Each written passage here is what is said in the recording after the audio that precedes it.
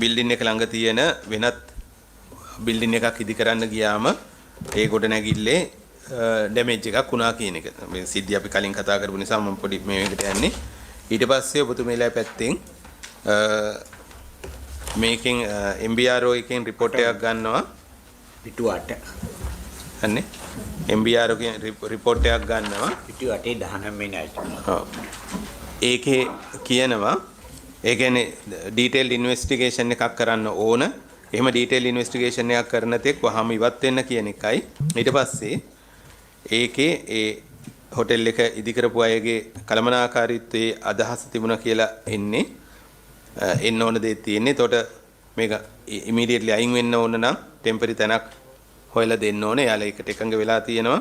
ඒකට මාස 6ක් යනකම් මිලියන 3 බැගින් වෙච්ච වියදමක් ගෙවන්නම් කියලා ලක්ෂ 30ක ආසන්න මුදලක් ඊළඟ බිල්ඩින් එක රිපෙයාර් කරලා දෙන්නම් කියන එක. ඕක තමයි එයාලගේ පැත්තෙන් ආපු තියෙන්නේ. එතකොට ඒ වෙනුවෙන් එයාලා තැනක් හොයලා තියෙනවා. ඊට පස්සේ ඒ ස්ථානෙට යන්නේ නැතුව අලුත් තැනකට යනවා. හරිනේ? එතකොට එදා ඇහුවම එදා සාකච්ඡාවේදී මේ හොයලා දුන්නු බිල්ඩින් එක ප්‍රමාණවත් උනේ නැහැ කියලා කතාවක් මතුවුණා. ඊට පස්සේ හැබැයි දැන් මෙතන පොඩි ගැටලුවක් ආවා. අලුතෙන් ගොඩනැගිල්ලක් තෝරා ගන්න එක. ඒ තෝරා ගැනීමේදී ගොඩනැගිල්ලක් කුලියට අරන් තියෙන්නේ කොහොමද කියලා බැලුවම ඒක ප්‍රසම්පාදන ක්‍රියාවලියක් ගිහිල්ලා නැහැ. ඉනිෂියල් නේද? මේ ඉනිෂියල් ප්‍රොකියුමන්ට් මේකක් කියන්නේ නැතුව නිකම්ම තෝරගෙන ගිහිල්ලා පස්සේ ප්‍රසම්පාදන ක්‍රියාවලියකින් ඒකම තමයි හොඳ කියලා නම් කරගත්තු එකක් කියවෙනවා. ඊට පස්සේ ඒ නිසා දැන් ගොඩනැගිල්ලට එහෙම යන්න තීරණය කළේ කවුද කියන ප්‍රශ්නේ එනවා. ඊට පස්සේ ඒකම දැන් ඒ ගොඩනැගිල්ලම තෝරගන්නවා. තෝරගෙන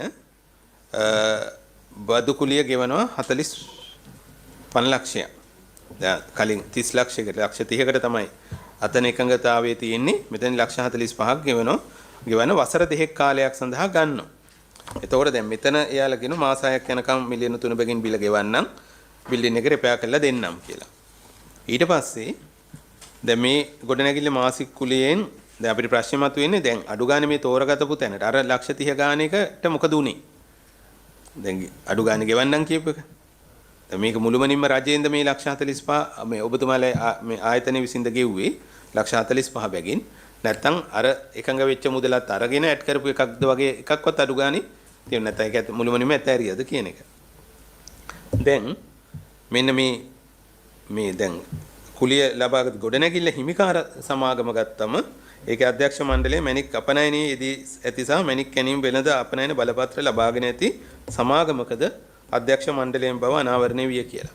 එතකොට හරියට ගණන් හදලා බැලුවොත් 2021 7 වෙනි මාසේ ඉඳලා 2023 9 වෙනි මාසේ දක්වා මාස 26ට රුපියල් මිලියන 1248ක් මං ගණන් හදපු විදියට මිලියන 48 ගානේ මාස 26කට මිලියන 1248යි ඊට පස්සේ එතන ඉඳලා 2025 දෙවෙනි මාසයේ දක්වා ගණන් හදද්දී මාස 17ක කාලයක් එතන ඉන්නවා.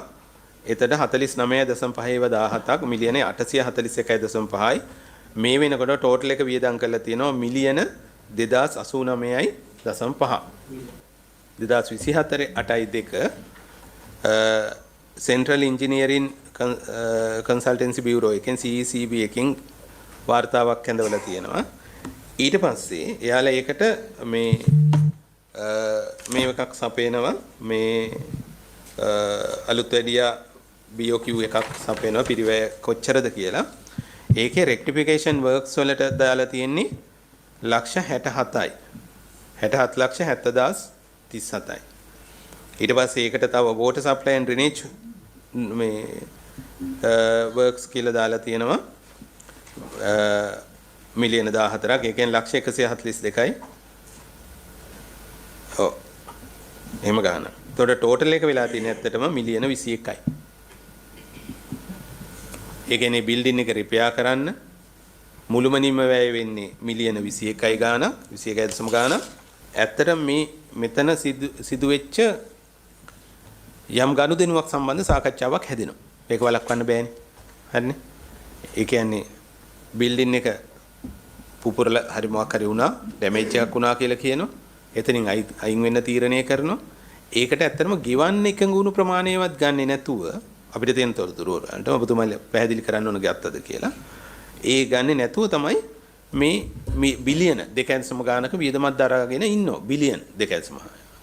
ඒකට උත්තරයක් දෙන්න බෑ. මොකද ඒ අවස්ථාව වන විට මම හිටියේ නැහැ මේ ඔය කොළඹ කාර්යාලයේ.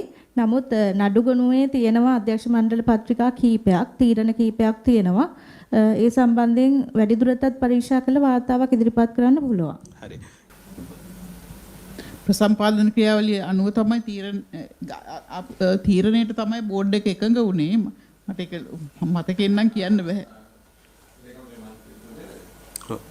මේ ගැන අපි හොයලා බැලුවා. එතන ඇත්තෙන්ම මම හිතන්නේ ප්‍රසම්පාදන ක්‍රියාවලියේ අඩුපාඩුවක් තියෙනවා. නමුත් ඒක මගේ අදහස හිතාමතා වෙච්ච දෙයක් නෙමෙයි.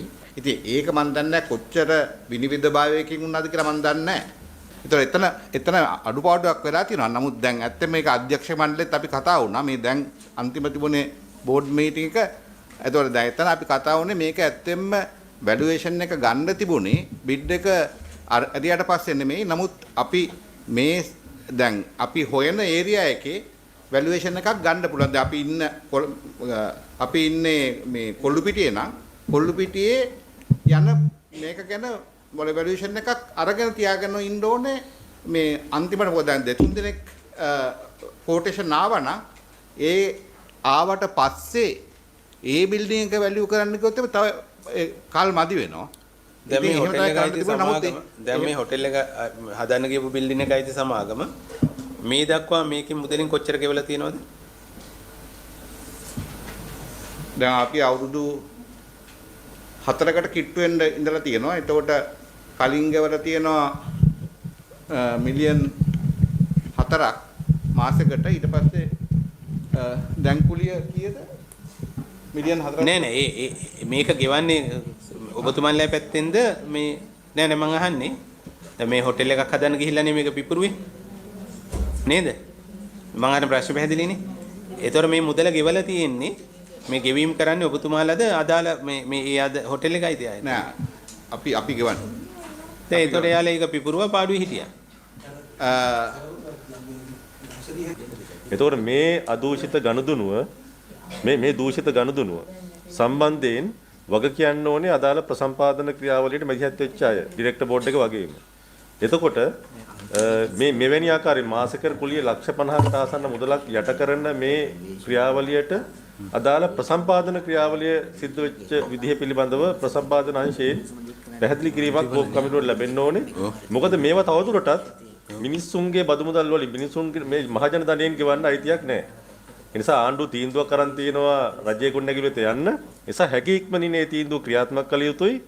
ඒ සඳහා යම් බාධාවක් වෙලා තියෙනවා නම් මේ ආපු එකඟතාවය මේ ගිවිසුම්ගත වීම ඊට අදාළ ඒකට වගකියුතු නිලධාරීන්ට මේක අය කර ගැනීම සඳහා ක්‍රියාවලියකට අපි අවතීර්ණ විය යුතුයි.